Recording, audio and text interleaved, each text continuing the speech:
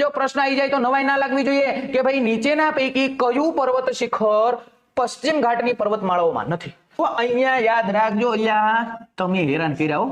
આ ભારત છે, આ સાહેબ આ ભારત છે. અહીંયા તમને પશ્ચિમ ઘાટની વાત કરી છે એટલે આ પશ્ચિમ ઘાટ જો અહીંયા રહ્યો.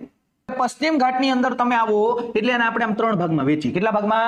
3 ભાગમાં. જોજો પહેલા સમજી લેજો પછી જવાબ દેજો. પહેલા આપણે કહીએ ઉત્તર સહ્યાદ્રી, આને આપણે કહીએ મધ્ય સહ્યાદ્રી અને આને આપણે કહીએ દક્ષિણ સહ્યાદ્રી. ઉત્તર સહ્યાદ્રીની અંદર તમને અહીંયા એક મસ્ત મજાનું શિખર મહારાષ્ટ્રમાં જોવા મળે જેને આપણે કહીએ કળશુબાય. કેવું? કળશુબાય. મધ્ય સહ્યાદ્રીમાં તમને એક મસ્ત મજાનું શિખર જોવા મળે જેને આપણે કહીએ કુંદ્રે મુખ. અને દક્ષિણ સહ્યાદ્રીમાં તમને એક મસ્ત મજાનું શિખર જોવા મળે જેને આપણે કહીએ અન્નાઈ મૂડી. અહીંયા તમે મહારાષ્ટ્રના ભાગ સ્વરૂપે જાઓ એટલે અહીંયા તમને જોવા મળે છે મહાબળેશ્વરની ટેકરી. શની?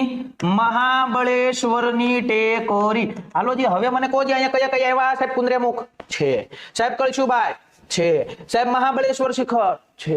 અહીંયા જવાબ જુઓ, તમારો નિયમગીરી આવે.